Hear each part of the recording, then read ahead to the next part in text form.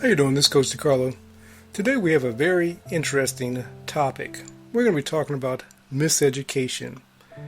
We're going to be coming from the works of Arthur Schopenhauer. Arthur Schopenhauer died more than 150 years ago, but he says something that's so profound that it's even relevant today. And we're going to talk about that. And again, we're going to be talking about the miseducation of mankind and what could possibly be keeping you from the things that you desire, whether it be wisdom, wellness, wealth, abundance, health, prosperity, whatever that thing is that you desire. If your thinking isn't right, then you're not going to manifest that thing in your life. And a lot of that's been purposeful miseducation that's keeping us from our abundance. And this is why 0.00001% of the population possesses 99.9% of the world's wealth. So let's talk about what Arthur Schopenhauer said. He says this: education perverts the mind. Since we are directly opposing the natural development of our mind by obtaining ideals first and observation last.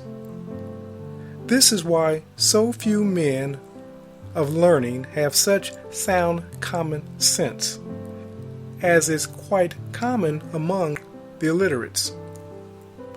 Now, some people would even disagree with this comment because, of course, the way that we've been indoctrinated: go to school, get a good paying job, work for somebody, retire, and you die, and that's a successful life.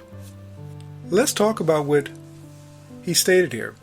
He says, education perverts the mind.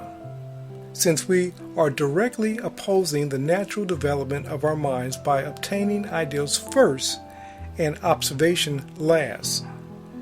Mr. Linda will often say first-hand experience, not second-hand. It says second-hand is on the without, but first-hand comes from the within. So how does this apply to you, creators? When you're looking on the without for knowledge, for wisdom, for insight, but you have no personal experience with that knowledge, revelation, or insight, then you're looking at it solely from second hand. Ultimately, it can't benefit you until it becomes personal experience. Let me present to you an illustration. When a chick is born, when the egg is about to hatch, if you assist that chick breaking out of its shell, the chick will be so weak that it will, in the end, die. The chick's strength comes from the forcible breaking out of the egg. As it's allowed to break out of the egg, what happens is the necessary organs and muscles are strengthened. So, of course, then you get a fully developed chick. But when those who are compassionate decide that they're going to help that chick out of that egg, for example, you've just killed the chick. You say, well, Coach, how does this apply to information, education? Arthur says this, that the educational system opposes learning. Now, how? It says it opposes learning or development of our minds by giving us the ideal. We're told what to think before we've thought about what it is that we've been told to think. We take on these ideals from the education system, for example, and we take these ideals to be self-evident or true without any testing of the ideals that have been presented to us. I can remember when I was in the third grade, my third grade teacher probably was about 20 years old now. For me as a kid, I just saw an adult. And because of her personal experience, she said to us in this classroom that dogs could not see, that they did everything by the sense of smell. Now, as a kid, that sounded very strange to me. It didn't even sound right. Being in the third grade and this person being in a place of authority over me as a teacher, educator, in part I brought into that belief system until I went home and began testing it for myself. When I got home, I started putting my hands in front of my dog's face to see if my dog was going to follow my hands, and I even did it at a distance. And I came to the realization that my dog could see. Now, did I go back and challenge the teacher? No. I just knew that what she was telling me did not line up with my belief system. Now, how does this apply to most of us? Many of us have been indoctrinated by way of church, educators, society. We've been told that this is how things work. Now, we haven't tested if this is how things work. We've taken them at their word, and we say, oh, this is how things work. Even in our community, whether we're talking about Neville Goddard, Joseph Murphy, whatever, people are taking other people's information as self-evidence, but they haven't tested it for themselves. Mr. Lindo and I will always say, test it for yourself. Find out firsthand if these things are true for you. Many people will give you so-called truths that haven't been tested even by themselves, and they're only regurgitating other people's truths. These things will start working for you when they start becoming true for you because, of course, you've tested these things. Now let's go back to what author Schopenhauer said. He says, listen, the education system directly opposes natural development of our minds by obtaining ideals first. What's the ideal? What's the belief system? And observation last. Newton, Tesla, Einstein, and so many others, they saw it in their own mind's eye first. And then they began to live out or test the principle. Now we're living out their test, many of us as self-evidence, but we haven't come to a place that we've tested it for ourselves to discover if these things are true for us. And I will tell anybody in any community that if Neville Goddard's principles aren't working for you, then try something else. You have to discover what works for you. If a God without ultimately is the God that works for you, then stick with the God without.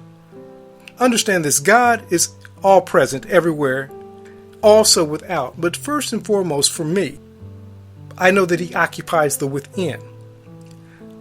With that being said, you have to discover what's true for you and begin living from your truth, whatever that looks like.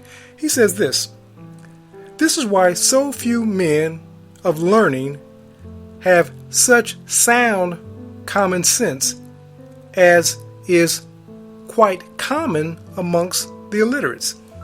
Einstein was a C student, didn't do well in school. Edison didn't even finish elementary school. Steve Jobs, Bill Gates, both dropped out of college. What I'm not saying is not to get educated. Test what it is that's being told to you.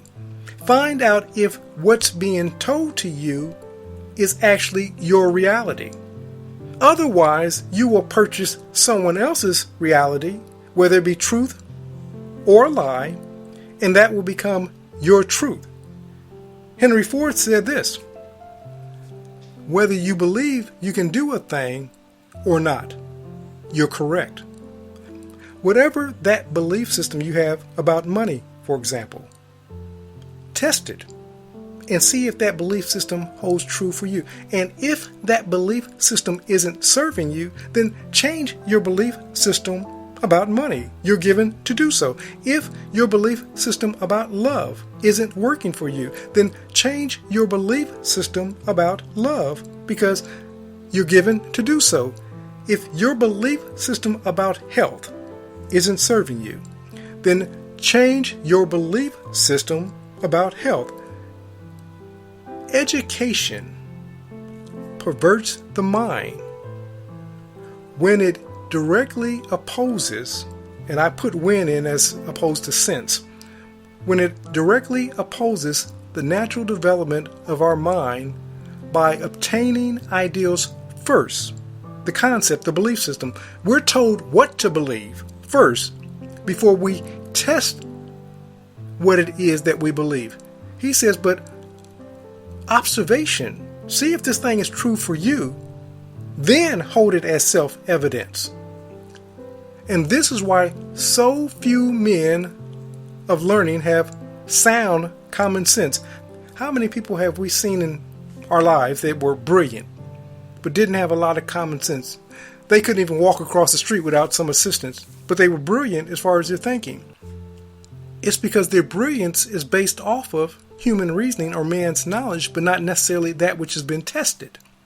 He says, but what do you find amongst the illiterate, those who are untrained, untaught, is great common sense.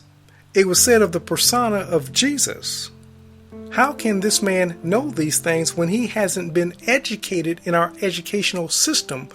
Where did this knowledge come from? And I would suggest that it comes from personal revelation.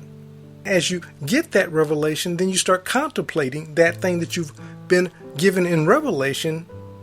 Pretty soon it becomes actualization in one's individual lives. So a lot of what we're teaching you isn't human reasoning, but personal revelation lived out. And this is what we challenge for you. Find out what it is you believe by testing the principles and see if they have proven themselves true for you. Because see, ultimately, that's the only thing that's going to matter. But remember this, creators, that only you can create your perfect world. Not God or man. Only you can create your perfect world. This is Coach DeCarlo saying have a great and abundant day.